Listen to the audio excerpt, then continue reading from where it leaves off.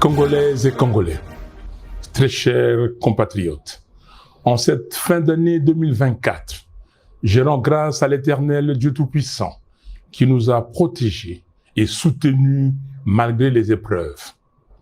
Malheureusement, beaucoup de nos compatriotes nous ont quittés à cause de la maladie, des accidents, de la pauvreté ou encore des violences causées par les groupes armés, notamment les supplétifs de l'armée rwandaise, appelés M23, et certaines milices exploitant nos richesses naturelles.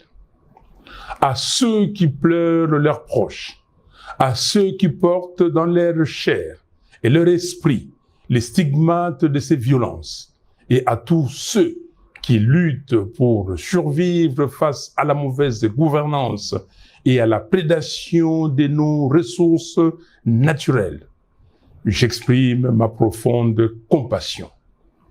Que Dieu se souvienne de chacun d'eux et répande sa miséricorde sur tout notre peuple. Je rends un hommage émouvant à mon directeur de cabinet, Jean-Claude Mwalimou Solo Sabiti, que Dieu a rappelé à lui le 23 octobre dernier.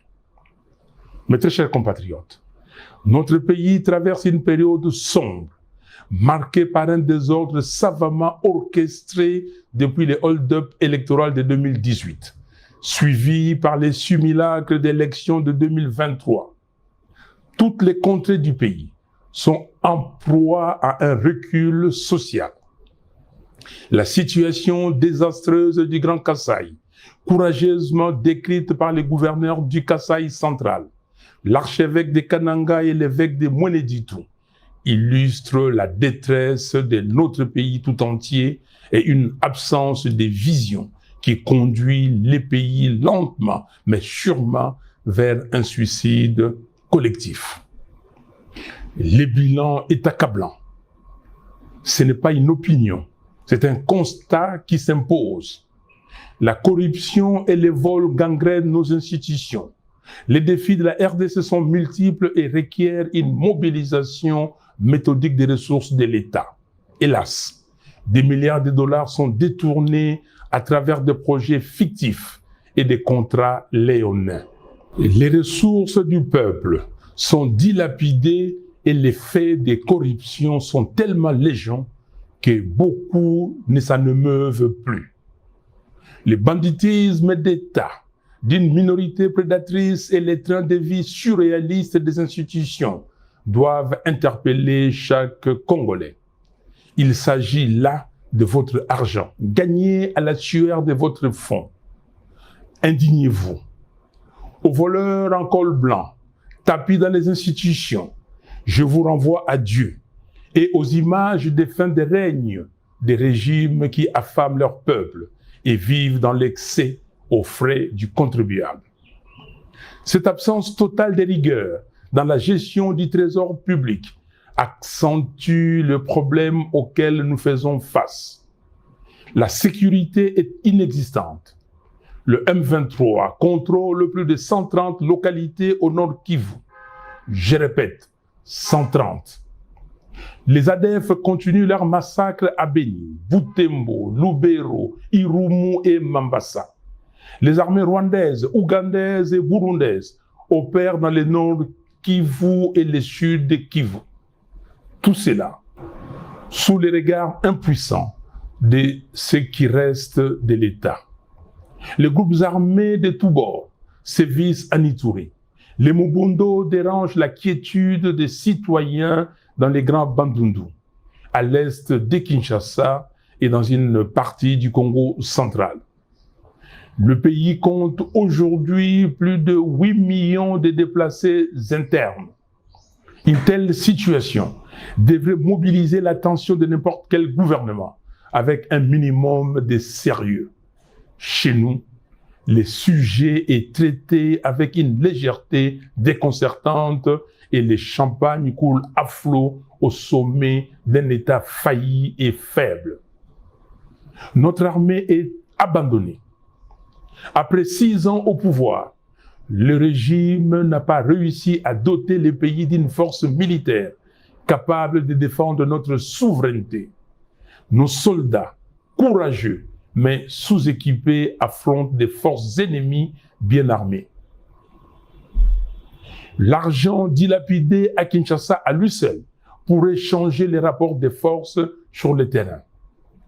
La diplomatie est défaillante face aux manœuvres de Paul Kagame et à ses accusations mensongères contre notre pays. Le gouvernement brille par son absence de stratégie et d'action de dissuasion concrètes. Nous sommes réduits à des slaves lyriques qui frisent la comédie et dénoncent un manque de sérieux qui rassure l'ennemi sur les faibles capacités intellectuelles de son adversaire. Aujourd'hui, la faiblesse diplomatique de la RDC a réussi à ancrer dans l'opinion internationale l'idée selon laquelle les FDLR seraient une responsabilité congolaise. Pourquoi le gouvernement congolais ne demande-t-il pas à M. Kagame de discuter avec les FDLR et de neutraliser le M23? Là où ça blesse, c'est qu'en pareille circonstance, il paraît évident que tout leader censé chercherait un temps soit peu à tisser les liens entre citoyens et favoriser la cohésion nationale. Mais non. Le tribalisme primaire du régime divise notre nation. Nous observons un repli identitaire au sommet de l'État, avec une opposition constante entre les frères dits de sang et les autres compatriotes. Une seule tribu bénéficie de nominations privilégiées dans les postes étatiques. On constate également des flux migratoires savamment orchestrés vers Kinshasa et Lubumbashi dans le but de renforcer une influence tribale et de déstabiliser les manifestations de l'opposition et de la résistance. Nous refusons que nos frères et sœurs soient instrumentalisés à des fins machiavéliques et purement politiciennes. En parallèle de tous ces maux, la pauvreté explose. Plus de 80 millions de Congolais vivent dans une des pauvretés les plus abjectes de la planète. Depuis 2019, la dépréciation du franc congolais a considérablement aggravé la situation, rendant la vie insoutenable pour les familles congolaises. Le constat est sévère. L'éducation et la santé s'effondrent. Les grèves des fonctionnaires, des médecins et des enseignants se multiplient. La gratuité de l'enseignement demeure un mirage. Le chômage est à son comble. La jeunesse abandonnée à elle-même voit son avenir compromis. Suite à cette défaillance éducative et à l'éclatement du contrôle parental qui en découle, les banditismes urbains prospèrent. Les Koulouna et autres gangs terrorisent nos villes. Pire, ces jeunes sont souvent instrumentalisés par le pouvoir pour mater la résistance politique. Les infrastructures sont en ruine. Les routes de desserte agricole sont impraticables, ce qui accentue l'exode rural. L'exploitation illégale de nos ressources naturelles ne cesse d'empirer. À Kinshasa, capitale de 17 millions d'habitants, les embouteillages et les bouchons pourrissent la vie des citoyens et la moto est devenue le principal moyen de transport. Les coûts en termes de perte de productivité se chiffrent par centaines de millions de dollars. Encore une fois, il ne s'agit pas là d'une opinion. Chaque Congolais constate ces réalités dans sa vie quotidienne. Les droits humains sont piétinés. Les opposants, activistes et journalistes sont enlevés, arrêtés et emprisonnés arbitrairement. Pour preuve, le 10 septembre dernier, Monsieur Jures Manzanza, membre de l'ESID, a été lâchement abattu par un policier devant le siège du parti et son corps est encore à la morgue. Aussi, 3 membres du parti, Madame Aimé Tabala, Monsieur Océan Lusanga Moulopo et Pierre Ngadiadia ont été enlevés le dimanche 22 dernier pour une destination inconnue jusqu'à présent. Face à ces bilans désastreux, l'honneur aurait depuis longtemps imposé la démission. Il n'y a aucune honte à regarder ses concitoyens en face et admettre son incapacité face aux problèmes multidimensionnels auxquels fait face le pays. Comble du drame. Dans ces contextes désastreux, le régime choisit une fuite en avant, en ouvrant de manière inopportune le front d'un éventuel changement ou d'une révision de la Constitution. Cette initiative hasardeuse survient à un moment où le pays est en guerre et perd chaque jour des pans entiers de son territoire. Elle constitue une démonstration supplémentaire du suicide collectif dans lequel le régime veut entraîner le pays. Les mots ne peuvent pas décrire à quel point je suis révulsé de voir une telle absurdité encouragée par certaines élites, des flatteurs qui vivent aux dépens de l'État. Il s'agit là d'une énième distraction et les Congolais le savent. Nos priorités sont ailleurs. Chers compatriotes, nous ne laisserons pas cette tentative de manipulation aboutir.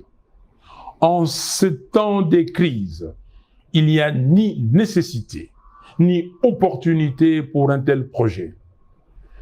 Ce que le peuple congolais attend, ce ne sont pas des modifications constitutionnelles opportunistes et intempestives, mais des actions concrètes et courageuses pour relever les défis cruciaux auxquels notre pays est confronté. Ce n'est pas la Constitution qui empêche le régime d'honorer toutes les promesses fallacieuses qu'il a faites au peuple. La Constitution n'empêche pas de doter nos forces armées de moyens efficaces. La Constitution n'empêche personne de libérer les 130 territoires. La Constitution ne donne pas non plus les droits de dilapider les deniers publics. Un régime incompétent peut changer la Constitution 100 fois. Les mêmes mots produiront les mêmes effets. Il y a problème d'hommes, pas de texte. Nos efforts doivent être concentrés sur 4 priorités. Restaurer l'intégrité territoriale. Mettre un terme à la guerre menée par le M23 et les forces étrangères afin de libérer nos terres et de restaurer la souveraineté nationale. Mettre fin à la prédation des ressources publiques. Réduire les trains de vie excessifs des institutions et mobiliser les fonds nécessaires pour renforcer notre armée, financer des infrastructures essentielles et améliorer les conditions de vie des Congolais.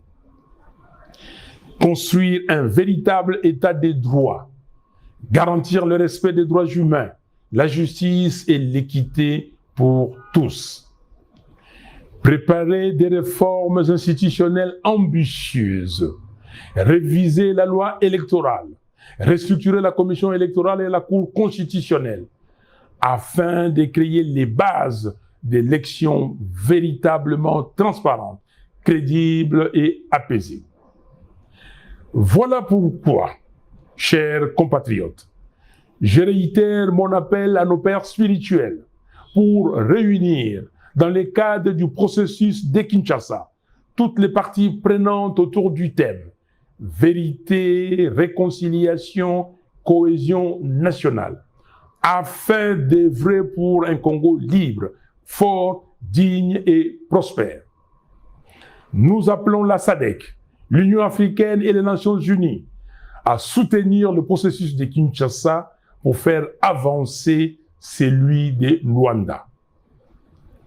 J'exige la libération de Jamal Kabound, Seth Kikouni, Mike Mukebai, Jackie Ndala, du député provincial Alain Siwako, du député honoraire Jean-Paul Ngangondi, des militants pro-démocratie, Delgate Idengo, Mwamicho Ndungo King, Fiston Isambiro, Jimmy Nziali, Zarko Sefo, des 3 membres de l'ESID et de tous les autres prisonniers d'opinion. Le régime doit cesser les intimidations et les arrestations arbitraires. Peuple congolais, comme en janvier 2015, mobilisons-nous pour dire non au changement de la Constitution, non à la présidence à vie en RDC. Je demande instamment à M. Félix Tshisekedi de cesser le mensonge, la manipulation et la démagogie. Congolaises et Congolais, très chers compatriotes, en ce 30 décembre 2024, je tiens à vous adresser mes vœux le plus sincères de paix, de bonheur et de prospérité pour l'année 2025. Que Dieu bénisse chacun de vous, qu'il illumine le Congo de sa lumière pour que nous retrouvions enfin la paix, la sécurité et la dignité. Soyons unis et déterminés pour relever notre pays. Que Dieu bénisse la République démocratique du Congo et son vaillant peuple. Je vous remercie.